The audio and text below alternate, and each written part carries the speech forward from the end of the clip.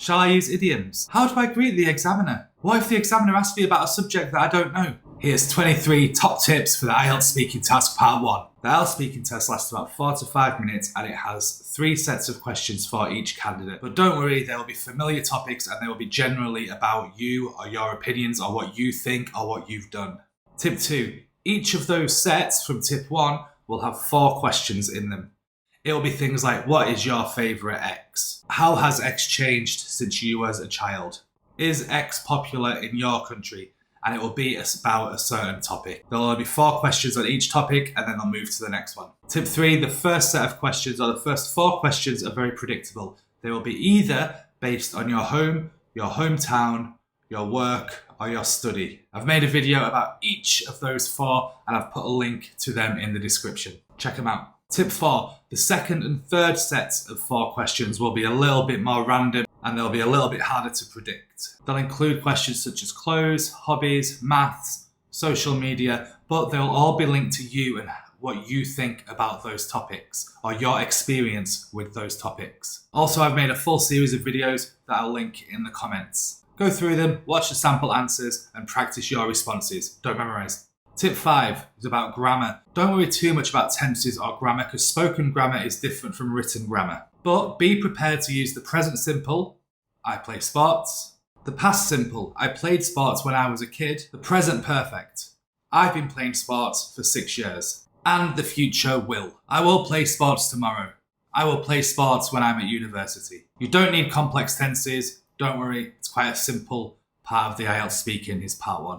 Tip 6, it is not an interview and the questions will be informal and familiar, so you need to answer in the same way. Just speak normally. Don't use big, complicated academic words to show off your vocabulary. It's not about vocabulary, it's about how well you speak naturally. I get seriously discombobulated when conversing with the intelligentsia. Now, that is correct. But it's not a natural way to speak. You wouldn't speak like that with your friends. You would just say something like, I get a bit confused when talking to smart people. It means exactly the same thing, but the latter is much more informal and much more natural. I'll say it again, keep it simple. Tip 7, idioms. The amount of YouTube videos and teachers in real life that I see telling students to keep an idiom up your sleeve for the exam is ridiculous. Don't force an idiom. It sounds stupid and there's a good chance you're using it incorrectly. Only use idioms that you are confident using in your natural speech. Don't try to shoehorn in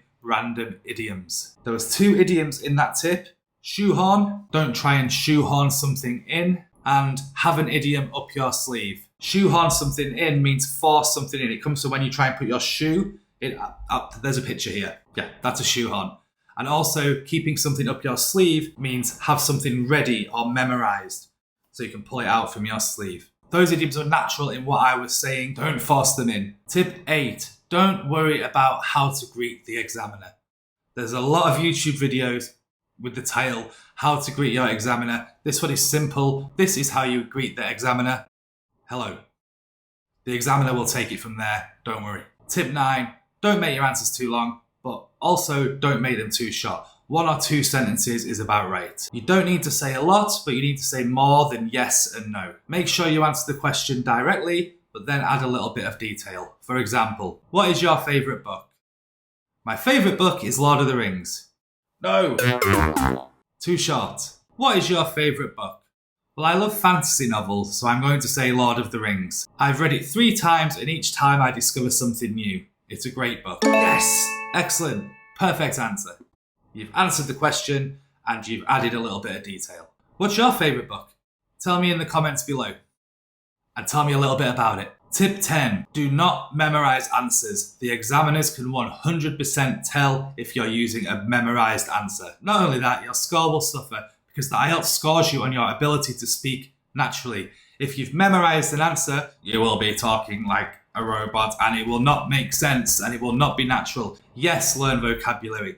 Yes, learn some key topic-specific vocabulary. And yes, practice giving your speech to a mirror or to a friend. But don't memorise answers. Be natural and in the moment and in the room. Tip 11. Answer the question the examiner asks you. Because some students memorise answers and they get nervous, they will just pre-prepare an answer and just say any answer. and it might not make sense in the context of what the examiner is asking you. So focus on what the examiner says, answer the specific question the examiner asks you, and then add a little bit of detail to your answer. Tip 12, you will be nervous. Okay, it's a high pressure test. You've been planning for it for a while. There's a lot riding on it. Okay, so you will be nervous. So you're just going to have to accept that nervousness. Maybe take a couple of deep breaths before you answer each question. Tip 13, the night before the exam, get a good night's sleep. Don't start cramming in everything and learning new vocabulary. It won't work. You've got to this point where you are. An extra 3 hours of revision isn't going to help. What will help is getting a good night's sleep so you're nice and fresh and relaxed and ready to go in the morning. Tip 14, some examiners are assholes. Seriously, they're just people at the end of the day, and some people are asshats. Don't let it throw you off. If your examiner is rude to you, and there's a good chance they will be, they have a bit of a boring job. But also, maybe they're hungover, maybe they got up off the wrong side of the bed, maybe they've just found out their husband is cheating on them, or maybe they're just bored with life. They might be rude, don't let it throw you off. Just have that in your mind, don't be thrown off if they're rude. And of course, a lot of them are very nice, but there's always some bad eggs. Tip 15, don't worry if the examiner stops you mid-sentence. Some students think that means they've made a mistake. It's not true. Like I said earlier, this part of the test is only 5 minutes long, and the examiner needs to move you through the answers. So don't worry, don't let it throw you off. They just need to fit all the questions in. Tip 16, don't ask the examiners any questions back in this point of the test, or in any point of the test. It's not a conversation. Don't answer a question with, I love Lord of the Rings, have you read it? Or, oh, my hometown is in the Ukraine, how about you? I know sometimes it's natural to ask back, but remember, it's not a conversation, it's an exam. The examiner might get uncomfortable, so don't ask questions back as much as you want to, or as much as it's natural to. Tip 17, you are not being judged on your honesty. It's fine to tell a little bit of a lie. It's fine to make something up. It's fine to embellish or exaggerate your answers. The examiner's not going to fact check you. Just focus on speaking naturally and don't worry about telling lies. It's fine, honestly, they'll never know. Tip 18, negative answers are okay. You don't have to be positive in all the answers. It definitely helps if you smile when you're answering because it helps your fluency and your pronunciation. But if you're giving a negative answer, that's fine. Just remember to add details like you would with a positive response. For example, do you play sports? No. No good. Do you play sports? No, but I used to when I was a kid at school, but I got a really bad ankle injury so I don't play anymore. Do you play sports? No, but I love to watch the Olympics on the TV. I love seeing great athletes doing what they've trained for years to do. I would play sports, but I'm really bad at them, so I don't want to embarrass myself. Much better. Tip 19. Stay in the moment. Don't worry about a previous answer you've just said. Don't worry about the IELTS speaking task part 2 coming up in a few minutes. Stay in the moment. Concentrate on answering the question you've just been asked. Don't dwell on the past. It's gone. Nothing you can do about it. Focus in the present. Tip 20. Nearly all the questions are going to be about you, your likes, your dislikes, your memories, your hopes, what it was like for you as a child, what people do in your country, what you want in the future, what you think is popular. So it's all about you and your opinions. You can check out the playlist at the end of the video where we go through lots and lots of different topics for the IELTS speaking part 1. Check it out. Tip 21. You get the topic that you're given. You can't change the topic. What the examiner starts with, and it's random, is the one you're going to get. So don't ask to change it. Just stick with it. And if you don't know anything about the topic, that's fine. You can say that, but again, add some details. For example, what kind of art is popular in your country? I really don't know much about art, but I know that Spider-Man did really well in Nigeria. So maybe the Nigerian people like the art of cinema.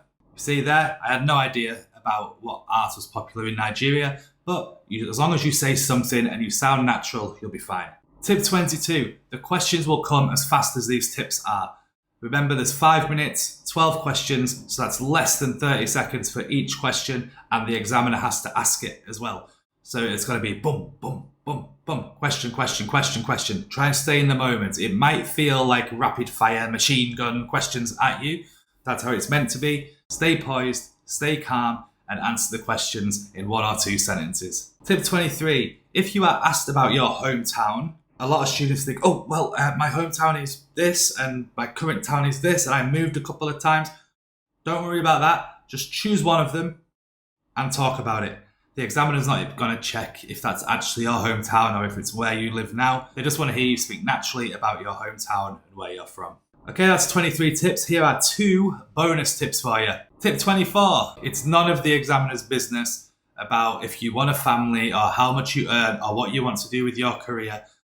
Don't worry, they're not going to pass on your personal details to anyone, and they really don't care. They just want to hear you speak English naturally. So don't worry and don't get offended. Maybe if they ask your weight or if you're single, then maybe you can be a bit, But anything else, that's their job. They have to ask you these questions. It's all part of the test. Tip 25. Subscribe to Smash Exams and like this video. I upload frequently and all the videos are about the IELTS tasks, whether it's speaking, writing, reading, or listening, and every part. My mission is to help you pass that exam. So last tip, like and subscribe. Thank you for watching to the end. I hope you got some value from this video. Check out this playlist of all the sample answers that I've made so far. There's at least 10 in there of all the different IELTS Speaking Part 1 questions. It'll be really helpful before the exam. But mainly, hit this button to subscribe. Thanks for watching. Good luck. Tell me in the comments which tip was your favourite and smash those exams.